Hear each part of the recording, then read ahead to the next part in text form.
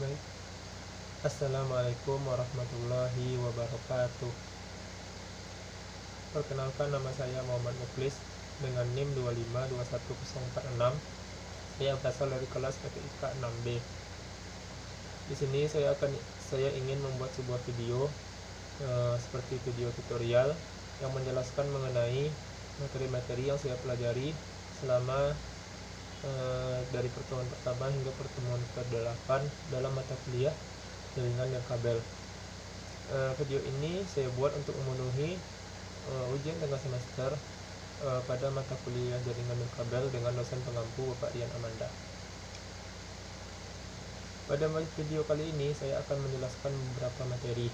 Yang pertama yaitu konsep umum jaringan dan kabel, yang kedua penjelasan perangkat keras jaringan dan kabel, yang ketiga konsep umum WPAN, yang keempat konsep umum WLAN, dan yang kelima jenis keamanan WLAN. Langsung saja kita masuk ke dalam materi yang pertama. Materi yang pertama yaitu konsep umum jaringan dan kabel. Jadi yang kita pelajari di materi ini yaitu ada beberapa, yaitu pengertian dan jenisnya dari jaringan dan kabel. Apa sih itu jaringan dan kabel? Jadi menurut sumber yang saya baca, jaringan dan kabel adalah teknologi yang bisa menghubungkan dua maupun lebih perangkat agar dapat berkomunikasi tanpa perlu memakai kabel untuk transmisi datanya. Dengan adanya jaringan ini, kita dapat saling terhubung satu dengan yang lainnya meskipun jauh dari router. Jaringan ini memakai gelombang elektromagnetik seperti radio. Jaringan ini memakai gelombang elektromagnetik seperti radio, mikro sampai infrared yang berfungsi untuk mengirim data antar perangkat. Jarak yang dapat dijangkau apabila memakai jaringan cukup beragam, dan biasanya ada yang bisa di jarak jauh dan juga jarak dekat saja. Kita di rumah tentu pasti memiliki barang yang telah mendukung teknologi jaringan ini. Contohnya saja seperti HP atau smartphone yang pasti kita punya semua.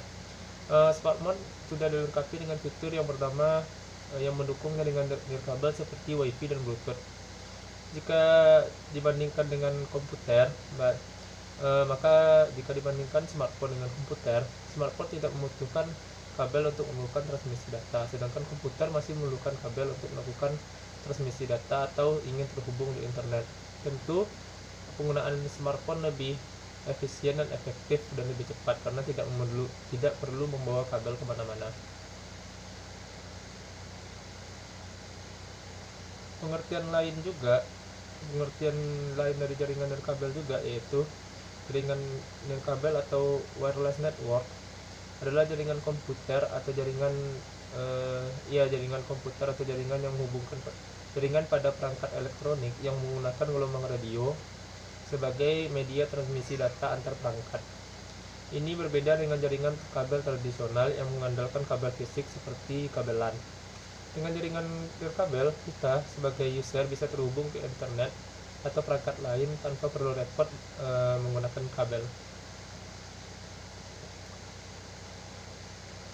Dari pengertian di atas sudah tergambar oleh kita apa itu jaringan nirkabel. Banyak dari rata-rata perangkat elektronik zaman sekarang seperti terutama smartphone sudah menerapkan jaringan nirkabel ini karena dinilai lebih efektif dan efisien. Jadi saya di sini akan menjabarkan beberapa manfaat atau keuntungan dari menggunakan jaringan nirkabel. Yang pertama yaitu konfigurasi mudah. Maksudnya, manfaat dari jaringan ini adalah pengguna tidak harus menyusun kabel yang begitu kompleks untuk bisa membangun koneksi jaringan. Nah, dengan adanya jaringan ini, konfigurasi bisa dilakukan secara lebih mudah dan cepat. Ya, kalau dulu misalnya ketika kita membeli komputer, maka kita harus membeli kabel. Makin jauh komputer, maka makin panjang juga kabel yang akan kita gunakan, dan itu sangat repot dan membutuhkan biaya tambahan. Tapi dengan adanya jaringan nirkabel ini, kita hanya cukup membeli beberapa peralatan saja, maka kita bisa terhubung ke internet atau terhubung antar perangkat tanpa harus melakukan setting lagi. Maka manfaat yang pertama yaitu konfigurasi yang mudah. Yang kedua, tentu saja praktis. Pengguna juga bisa mengakses jaringan dari sejumlah tempat selama masih dijangkau dengan baik. Anda tidak perlu terikat dengan kantor dan dapat melakukan konferensi tanpa perlu datang ke kantor sebab bisa memakai fitur video call. Itu contohnya. Yang ketiga yaitu perluasan mudah. Pada saat pengguna ingin memperluas jaringan, mereka dapat menambah dengan peralatan yang sudah tersedia dengan mudah. Beberapa di antaranya dengan jaringan kabel akan membutuhkan kabel tambahan agar bisa memperluas jaringan, dan akan membutuhkan biaya tambahan yang lebih banyak lagi. Yang keempat yaitu aman. Jaringan ini mengalami kemajuan yang cukup pesat, khususnya pada keamanan. Jaringan ini telah dilengkapi dengan perlindungan keamanan yang cukup kuat. Yang kelima, meningkatkan produktivitas. Jika pada satu perusahaan memakai jaringan yang sama, maka bisa memudahkan integrasi dan juga kerjasama. Yang ke-6 yaitu biaya lebih rendah. Dalam banyak kasus, biaya instalasi menggunakan kabel itu membutuhkan biaya yang lebih mahal dan dibandingkan dengan jaringan dan kabel. Yang ke-7 adalah fleksibilitas. Dengan tidak adanya kabel fisik, maka perluasan menjadi lebih fleksibel dan kita dapat menggunakan internet atau terhubung antar perangkat dimanapun dan kapanpun yang kita mau tanpa perlu membeli kabel tambahan.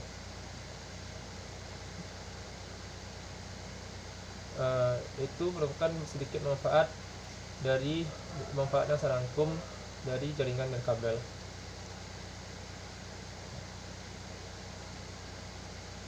Terus apa sih dibalik manfaat dan kelebihan? Tentu ada kekurangan. Ini beberapa kekurangan yang saya rangkum dari jaringan dan kabel. Yang satu, rawan gangguan sinyal. Jaringan ini memiliki kekurangan dan salah satunya adalah rawan sekali dengan gangguan sinyal. Hal ini disebabkan karena memakai gelombang elektromagnetik yang mana jaringan ini bisa terpengaruh jika sedang hujan atau cuaca buruk. Yang kedua, kecepatan bisa berkurang. Kecepatan juga akan berkurang jika dibandingkan dengan kecepatan transfer data memakai jaringan kabel. Alhasil kecepatan jaringannya relatif lambat. Yang ketiga, rentan dengan pencurian data. Penggunaan jaringan dan kabel akan rentan sekali dengan pencurian data. Meski sebenarnya pada penggunaan jaringan ini cukup aman, namun apabila dibandingkan dengan keamanan jaringan kabel akan jauh lebih tinggi keamanan dari jaringan kabel. Tapi dari kekurangan-kekurangan tadi tentu tidak menghambat perkembangan dari jaringan kabel itu sendiri, karena kekurangan itu bisa diatasi. Dan pada zaman sekarang banyak dari perusahaan-perusahaan yang menyediakan jaringan-jaringan kabel sudah berimprovisasi dengan perkembangan zaman dan meminimalisir dari kekurangan-kekurangan yang saya sebutkan tadi. Materi yang kedua yaitu penjelasan mengenai perangkat keras jaringan dan kabel.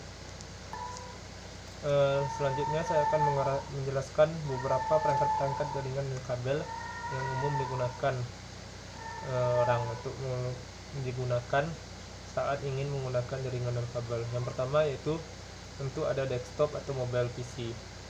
Desktop atau mobile PC merupakan perangkat yang digunakan penggunanya untuk menghubungkan atau mengakses ke jaringan wireless LAN atau ke jaringan dan kabel. Kita dicontohkan saja, kita akan menggunakan jaringan wireless LAN. Port PCM atau CAA biasanya sudah terpasang pada mobile PC, sedangkan untuk desktop PC biasanya harus menggunakan adapter wireless tambahan pada port USB atau PCI card. Untuk perangkat laptop dan MacBook juga sudah biasanya port PCM atau CAA-nya juga sudah terpasang secara bawaan. Yang kedua, perangkat yang kita perlukan yaitu antena. Antena merupakan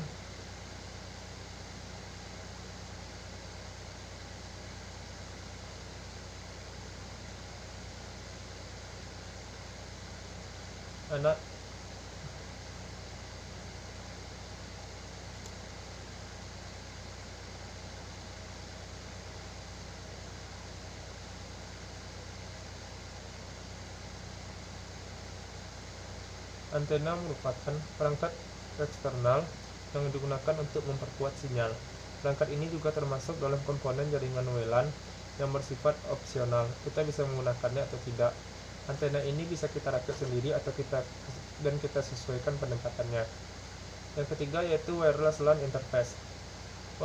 Wireless LAN interface merupakan salah satu perangkat komponen pada jaringan WLAN yang dipasang pada desktop atau mobile PC.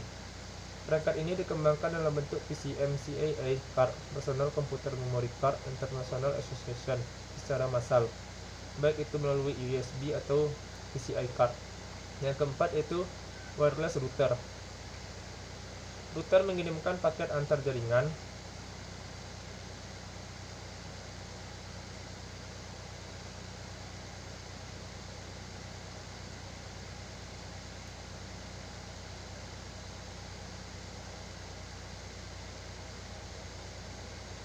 Router merupakan perangkat yang mengirimkan jaringan. Seperti pada saat kita membeli IndiHome, maka kita akan mendapatkan router yang dikasih oleh pihak IndiHome tersebut.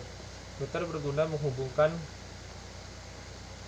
Dalam model router telah ditambahkan fungsi access point pada sebuah multiport Ethernet router. Terdapat 4 Ethernet port, 402.11 access point, dan kadang terdapat port yang berfungsi untuk server print, sehingga memungkinkan pengguna wireless mengirim dan menerima paket data melalui multiver network. Yang kelima adalah wireless repeater. Repeater merupakan salah satu cara untuk memperluas jangkauan jaringan atau memperkuat sinyal daripada menambah beberapa perangkat access point. Namun, kekurangan repeater adalah bisa mengurangi performa wireless LAN.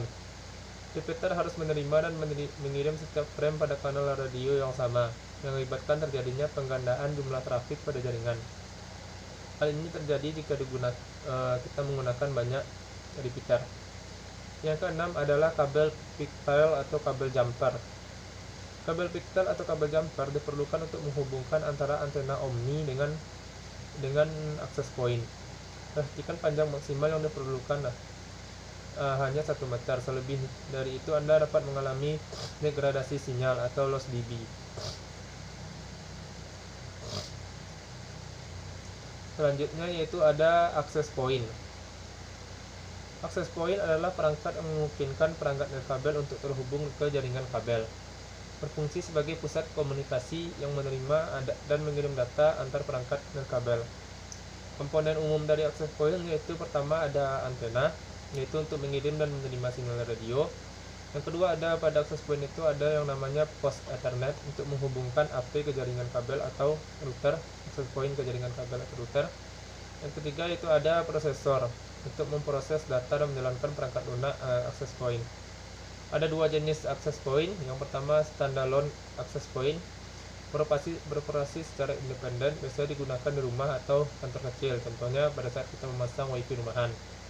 Yang kedua yaitu controller bus access point, dikelola oleh controller pusat, cocok untuk jaringan besar seperti di kampus atau di perusahaan.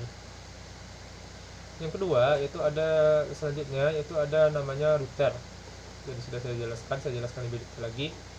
Router ini menghubungkan jaringan lokal ke internet, mengatur lalu lintas data antar perangkat dalam jaringan, dan menghubungkan jaringan lokal ke penyedia layanan access point. Menghubungkan jaringan lokal atau jaringan di komputer kita atau di rumah kita kepada penyedia layanan internet ISP seperti IndiHome. Komponen utamanya tentu saja ada antena untuk biasanya memiliki 2 antena, yaitu antena internal atau eksternal untuk mengirim dan menerima sinyal. Yang kedua ada port 1 untuk menghubungkan router ke modem atau jaringan ISP. Yang ketiga ada port LAN untuk menghubungkan perangkat kabel langsung ke router. Yang keempat itu ada prosesor untuk menjalankan sistem operasi. Bisa juga kita memberikan fitur tambahan di router kita, misalnya untuk fitur seperti firewall untuk melindungi jaringan dari ancaman luar. Yang kedua ada fitur namanya QoS, Quality of Service, untuk mengatur prioritas lalu lintas jaringan. Yang ketiga ada namanya Parental Controls untuk mengatur internet bagi anak-anak. Yang ketiga ada yang namanya modem. Fungsi utama dari modem ini menghubungkan jaringan lokal ke internet melalui penyedia layanan internet. Yang kedua yaitu mengubah sinyal digital dari router menjadi sinyal analog yang dapat ditransmisikan melalui kabel ISP dan sebaliknya. Jenisnya ada 3, yaitu yang pertama modem DSL menggunakan saluran telepon untuk koneksi internet. Yang kedua ada modem kabel, yaitu menggunakan kabel koaksial untuk koneksi internet.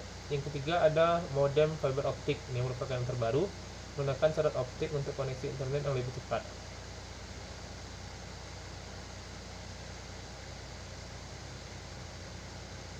Yang kelima itu ada perangkat yang namanya range extender. Itu gunanya memperluas jangkauan sinyal jaringan nirkabel dengan menerima sinyal dari router dan memancarkannya kembali. Ada terbagi dua jenis, yaitu plug-in range extender yang harus dicolokkan dulu ke stop kontak. Yang ketiga, desktop range extender memiliki desain yang lebih besar dan bisa diletakkan di meja atau di rak.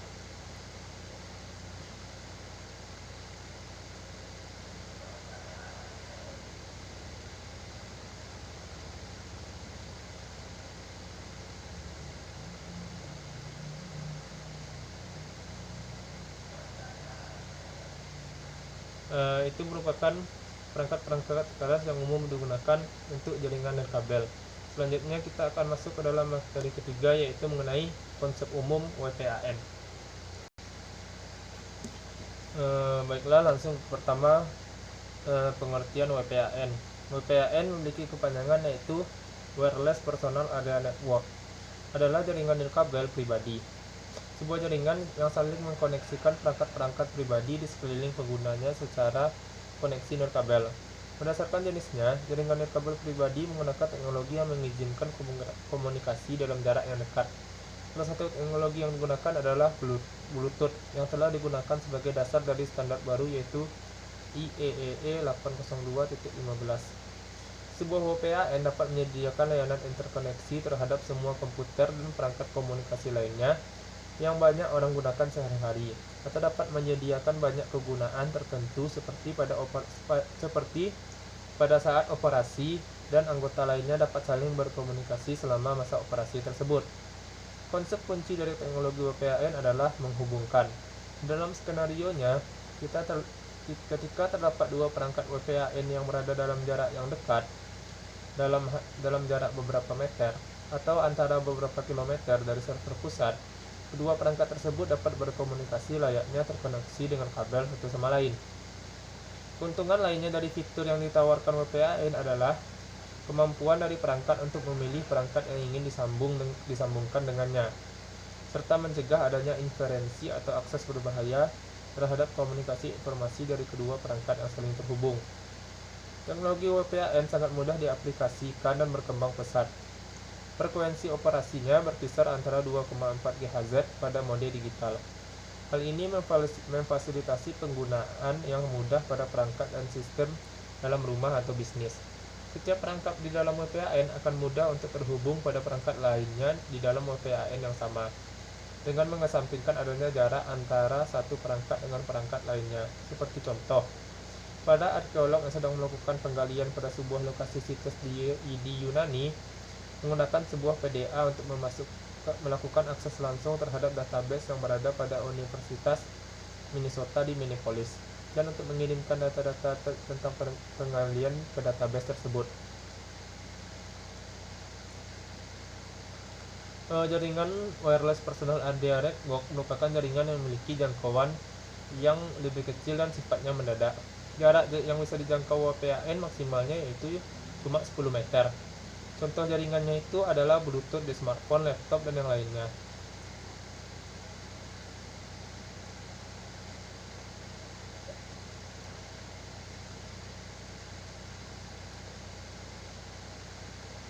Ada beberapa teknologi WPAN yang banyak orang gunakan pada zaman sekarang. Yang pertama yaitu Bluetooth.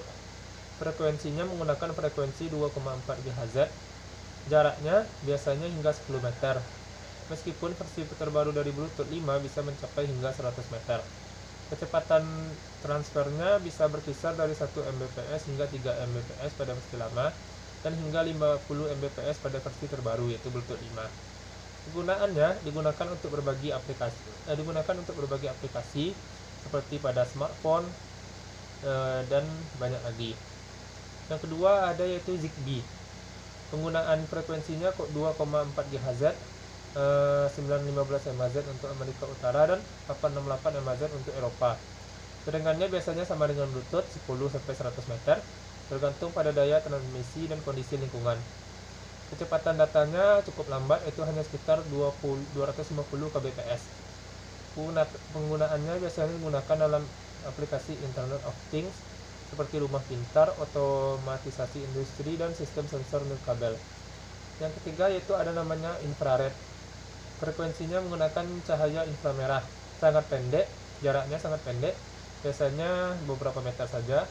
Kecepatannya bervariasi, bisa mencapai hingga 4 Mbps. Penggunaannya digunakan untuk remote control televisi, transfer data antar perangkat seperti smartphone dan laptop dalam jarak yang sangat dekat. Ada beberapa karakteristik dari WPAN. Yang pertama yaitu jaraknya pendek. WPAN dirancang untuk komunikasi dalam jarak yang sangat pendek, biasanya dalam ruangan atau area kecil. Kedua, yaitu konsumsi daya yang rendah. Perangkat WPAN biasanya didesain untuk konsumsi daya rendah, yang penting untuk perangkat portabel yang menggunakan baterai. Yang ketiga yaitu ada koneksi ADHOC. WPAN memungkinkan perangkat untuk membentuk jaringan secara ADHOC tanpa perlu infrastruktur jaringan tetap.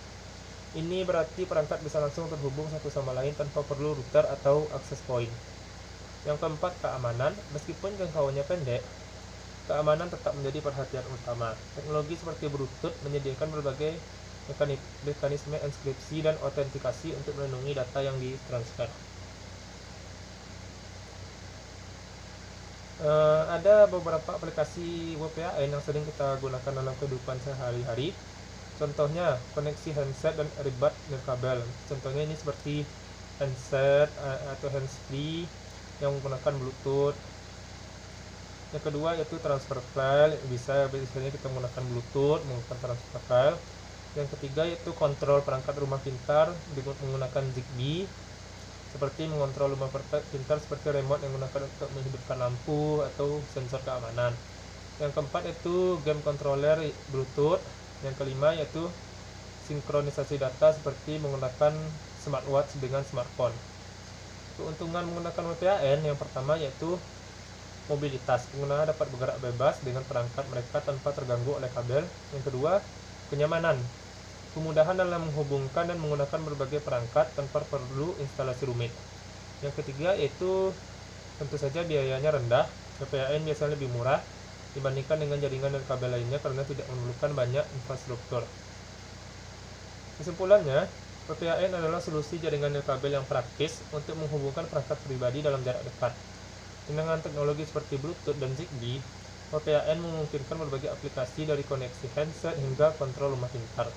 Meskipun memiliki beberapa tantangan, kelebihan, serta mobilitas kenyamanan dan biaya rendah, membuat WPAN menjadi pilihan yang populer dalam berbagai situasi sehari-hari.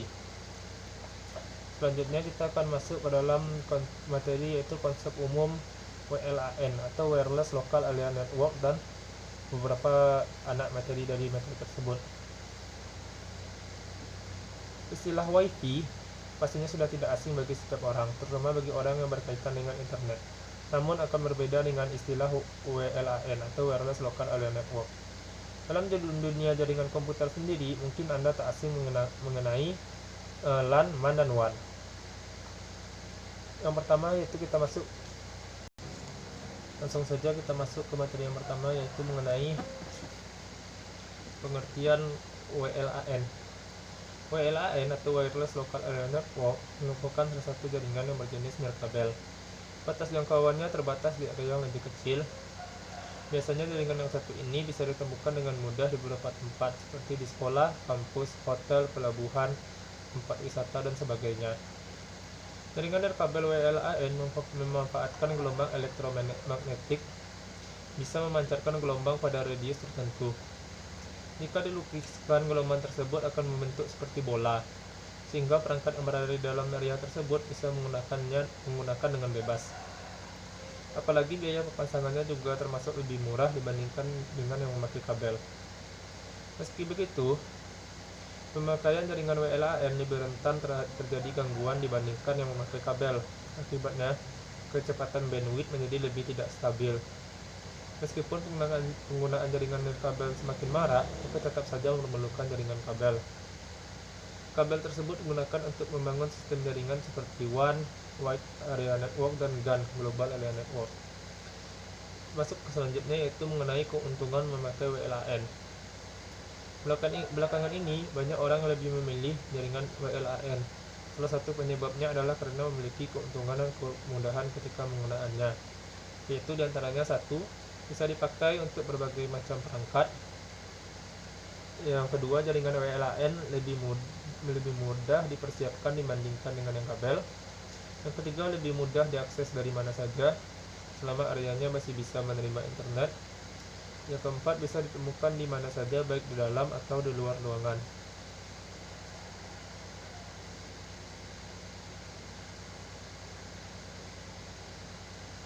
Selanjutnya ada yang disebut dengan komponen utama dari WLAN. Yang pertama yaitu access point. Access point adalah perangkat yang memungkinkan perangkat dan kabel untuk terhubung ke jaringan kabel. Seperti access point memancarkan sinyal WiFi yang dapat diterima oleh perangkat seperti laptop, smartphone, atau tablet. Yang kedua yaitu router. Router menggabungkan fungsi router dan access point dalam satu perangkat. Router ini menghubungkan jaringan lokal ke internet dan mengatur lalu lintas data antara perangkat dalam jaringan. Yang ketiga yaitu ada wireless client, perangkat yang terhubung ke WLAN seperti laptop, smartphone, tablet, dan lain-lain.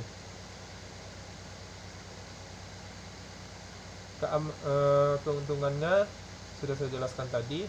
Tantangannya yang pertama tentu ada dari segi keamanan. Jaringan dan kabel ini, WLAN ini lebih rentan terhadap akses tidak sah dan serangan cyber dibandingkan jaringan kabel. Oleh karena itu penting untuk menggunakan enkripsi seperti WPA atau WPA2 atau WPA3 untuk melindungi data. Yang kedua yaitu inferensi. Sinyal bisa terganggu oleh perangkat lain yang menggunakan frekuensi yang sama. Yang ketiga, jangkauannya terbatas. Jangkauan sinyal WiFi biasanya terbatas beberapa ratus meter, tergantung pada lingkungan dan penghalang fisik seperti dinding. Yang keempat itu tentu ada namanya kecepatan. Kecepatan menemui jaringan kabel biasanya lebih rendah dibandingkan jaringan kabel, meskipun teknologi terus berkembang untuk mengatasi hal ini. Kesimpulannya, WLAN adalah teknologi yang memungkinkan konektivitas jaringan yang fleksibel dan mudah digunakan tanpa kabel. Dengan standar seperti IEEE 802.11 dan perangkat seperti access point dan router, WLAN memungkinkan perangkat untuk terhubung dan berkomunikasi dalam area lokal. Meskipun memiliki tantangan seperti keamanan dan inferensi, manfaat dari mobilitas, fleksibilitas, dan kemudahan instalasi menjadikan WLAN solusi jaringan yang populer dan efektif dalam banyak.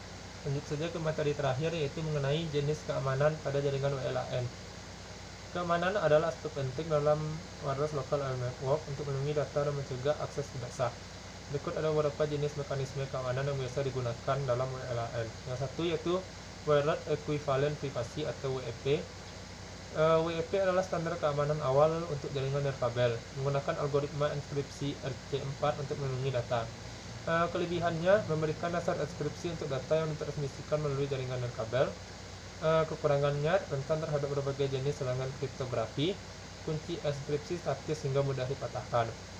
Yang kedua ada yang namanya Wi-Fi Protected Access, WPA. WPA dikenal sebagai pengganti WEP dengan peningkatan keamanan, menggunakan Temporal Key Integrity Protocol untuk meningkatkan enkripsi. Kelebihannya lebih aman dibandingkan WEP dengan kunci dinamis yang berubah setiap paket. Kekurangannya masih memiliki beberapa kerentanan keamanan meski lebih sulit untuk diserang daripada WEP. Yang ketiga yaitu ada Wi-Fi Protected Area 2. Deskripsinya adalah peningkatan dari WPA dan saat ini merupakan standar keamanan yang paling umum digunakan. Menggunakan Advanced Encryption standar yang untuk enkripsi yang lebih kuat dan aman dibandingkan TKIP. Kelebihannya menawarkan tingkat keamanan yang lebih tinggi dengan enkripsi AES, mendukung mode enterprise dan personal. Kekurangannya kerentanan terhadap serangan tertentu seperti serangan crack, meskipun ini dapat diatasi dengan pembaruan firmware. Yang keempat ada namanya Wi-Fi Protected Access 3 yang merupakan peningkatan dari Wi-Fi Protected Access 2. Merupakan teknologi terbaru yang digunakan. Baiklah, sekian penjelasan materi dari saya mengenai konsep umum jaringan dan kabel, perangkat keras pada jaringan dan kabel. konsep umum wireless personal area network, konsep umum wireless local area network, dan jenis-jenis keamanan yang digunakan pada wireless local area network. Mohon maaf apabila ada kekurangan pada video ini, dan saya berharap video ini diterima dan mendapat penilaian baik untuk nilai UTS saya. Sekian dari saya pamit undur diri. Wabillahi taufiq wal hidayah. Assalamualaikum warahmatullahi wabarakatuh.